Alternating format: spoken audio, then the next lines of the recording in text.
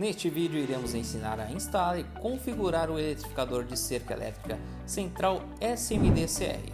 Advertência: este aparelho não se destina à utilização por pessoas, inclusive crianças, com capacidades físicas, sensoriais ou mentais reduzidas, ou por pessoas com falta de experiência e conhecimento, a menos que tenham recebido instruções referentes à utilização do aparelho ou estejam sob supervisão de uma pessoa responsável pela sua segurança. Primeiros passos: reunir os materiais utilizados em uma instalação básica: eletrificador de cerca central SMD-CR, sirene 12 volts, haste, cantoneiras, cabo de alta isolação, fio para cerca elétrica, parafusos e buchas para fixação da haste, bateria 12 volts 7 A, fio 20 AWG, um interruptor, um disjuntor, haste de aterramento de no mínimo 1,80 m, conector de barra de aterramento, caixa de inspeção de aterramento, fio verde para fazer a conexão ao terra, fita isolante, placa de advertência de acordo com a norma ABNT-NBR, sensor de presença com ou sem fio Securiservice. Ferramentas necessárias: furadeira, multímetro, voltímetro, brocas para parede de 6 mm e 8 mm, chave Phillips, chave fenda, alicate de corte, passa-fio, escada, luvas de proteção, óculos de proteção, capacete de proteção. Procure um dos nossos distribuidores espalhados em todo o Brasil e compre todos os produtos necessários para a sua instalação. Ao adquirir um eletrificador de cerca Securiservice, você encontrará dentro de sua embalagem um eletrificador de cerca, manual de instalação, controle remoto, kit com parafusos e buchas de fixação do equipamento, prensa-cabos amarelo, protetor de rede. Local de fixação do equipamento: escolha cuidadosamente onde fixar o eletrificador. É muito importante que o equipamento seja fixado em um local onde esteja abrigado do sol e da chuva, livre de atmosferas inflamáveis e de difícil acesso a possíveis intrusos. Lembrando que o ponto onde será fixado o eletrificador deve ser um ponto estratégico, pois é a partir deste ponto que sairão todos os fios e cabos, bem como as distâncias de alcance dos controles remotos e sensores. Faça 2 furos na parede com broca de 6 mm, respeitando a distância entre eles de 19,8 cm. Para facilitar esse processo, utilize o fundo do gabinete como gabarito e marque com caneta apropriada o local onde será furado. Introduza a bucha de 6 mm que acompanha o kit nos 2 furos realizados. Alinhe o fundo do gabinete com o furo feito na parede. Com auxílio de uma chave de fenda, parafuse até sentir que o gabinete está bem preso à parede. Fixar a sirene. Neste momento deve ser levado em consideração um local de difícil acesso para pessoas mal intencionadas não possam danificá-la. Recomenda-se que a sirene seja fixada de tal forma que os vizinhos e moradores possam ouvir o som. Em caso de grandes propriedades, é indicado o uso de mais de uma sirene. Conduza o fio da sirene dentro de um conduíte até o eletrificador. Selecione o fio vermelho positivo e encaixe nos bornes SIR+, do eletrificador da cerca. Em seguida, com auxílio de uma chave de fenda Phillips, aperte bem o parafuso de modo que o fio não solte facilmente. Selecione o fio preto negativo da sirene e encaixe no borne -12 volts do eletrificador de cerca. Esquema de ligação de sensor com fio: conectar através de um fio o borne 100 da central de choque ao borne NF do sensor com fio. Conectar através de um fio o borne negativo da saída auxiliar 12 volts do eletrificador ao comum do sensor. O JMP3 deve ser aberto quando utilizados sensores com fio. Esquema de ligação com 2 sensores com fio.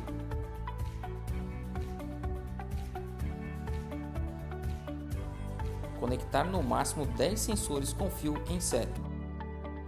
Montagem da cerca elétrica. Existem diversos tipos de haste para cerca elétrica. Neste exemplo, utilizaremos um dos mais comuns, a haste de 6 isoladores chapa lisa. Chumbar a base da haste com cimento e inclinar a haste para dentro da propriedade.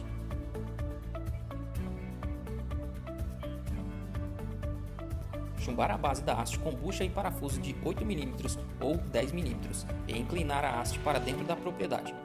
Lembrando que a alvenaria do muro deve estar preparada para receber as buchas e parafusos. Considerando que a propriedade tenha 200 metros quadrados e sua geometria seja retangular com 10 metros de frente e 10 de fundo e 20 metros em cada uma das laterais, utilizaremos neste exemplo 1.200 metros de arame galvanizado de bitola 0,45. cabo de autoisolação deve ser utilizado para interligar os fios da cerca aos bornes de entrada e saída de choque. Atenção! Não se deve ultrapassar o comprimento máximo de 20 metros de cabo de autoisolação.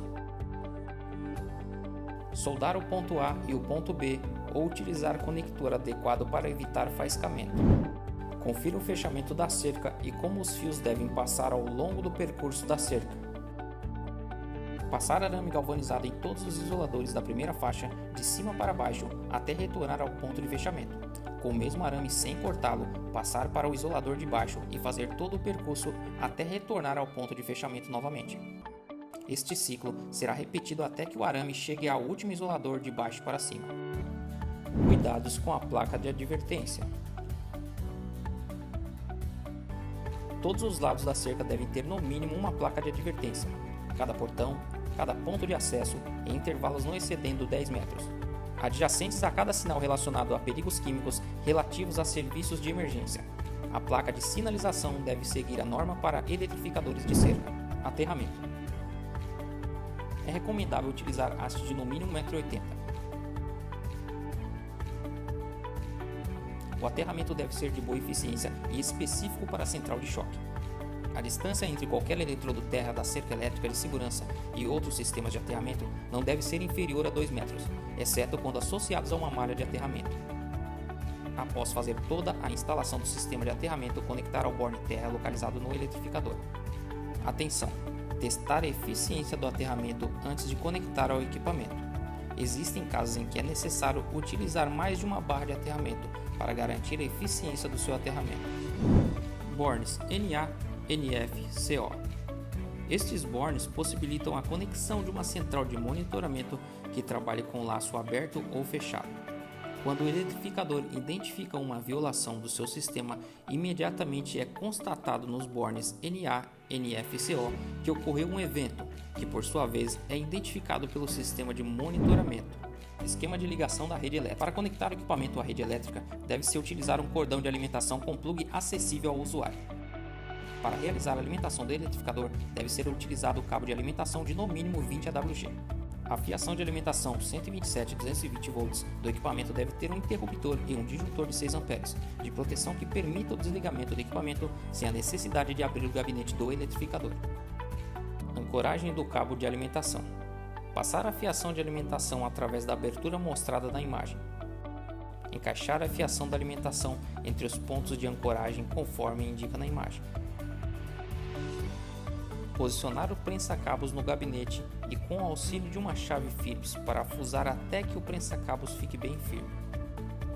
Quando utilizado 110 volts para alimentar o equipamento, selecionar os bornes 0 e 127 volts. Quando utilizados 220 volts, selecionar os bornes 0 e 220 volts. Bateria. Utilizar somente bateria selada recarregável 12 volts e 7 A. Atenção! Não alimentar nenhum acessório 12 volts diretamente na entrada de bateria. As dimensões da bateria não podem ser ultrapassadas, pois ao serem excedidas não caberão no gabinete. A central acompanha 2 cabos de bateria, vermelho e preto. O cabo vermelho é utilizado para interligar o polo positivo da bateria ao borne BAT positivo do eletrificador. O cabo de bateria preto é utilizado para interligar o polo negativo da bateria ao borne BAT negativo do eletrificador. Identificação dos jumpers. JMP1. Quando aberto, saída CONA-NF habilitada para conexão com sistemas de alarme. Quando fechada, saída de sirene SIR+ habilitada. JMP3. Quando aberto, habilitada a entrada para sensores com fio. Quando fechado, desabilitada a entrada para sensores com fio. JMP4. Quando aberto, habilita o bip de arme e desarme na saída de sirene. Quando fechado, habilita o bip de arme e desarme na saída bip. JMP5. Quando aberto, quando ocorrer um disparo ocasionado por corte ou aterramento da cerca, qualquer retorno de pulso fará com que a central interrompa o disparo. Quando fechado, quando ocorrer um disparo ocasionado por corte ou aterramento da cerca, a central manterá o disparo pelo tempo total da sirene, que é de 5 minutos, mesmo que ela receba um retorno de pulso satisfatório. Observação: quando mudar a configuração desse jumper, deve-se desalimentar completamente a central e realimentá-la, para que a central faça o reconhecimento da configuração. Cadastrando controles e sensores sem fio. Manter pressionado o botão PROG, consequentemente o LED pulso acenderá. Pressionar qualquer tecla do controle remoto ou acionar o sensor sem fio, até a central emitir um bip curto na saída de sirene, indicando que a gravação teve sucesso. Este procedimento deve ser realizado o mais rápido possível para evitar gravações de códigos indesejados. Na central podem ser gravados até 42 códigos entre controles e sensores. Quando todos os 42 códigos forem gravados, toda vez que se tentar gravar um novo código, o LED pulso piscará indicando que a memória está cheia. Para apagar toda a memória da central, deve-se realizar os seguintes passos: desalimentar completamente a central, manter pressionado o botão PROG e realimentar a central. O LED pulso acenderá por 1 segundo, indicando que a memória foi apagada. Identificação dos LEDs. LED ligado. Quando piscando lentamente, indica que somente a função choque está ligada. Quando piscando rapidamente, indica que somente o setor de alarme está ligado. Quando aceso, indica que a função choque e o setor de alarmes estão ligados. LED disparo. Quando aceso, indica uma situação de disparo. LED pulso. Quando piscando, indica retorno de pulso satisfatório e que a cerca está normal. Quando aceso, indica que a central está em modo de gravação de controle remoto e sensor sem fio.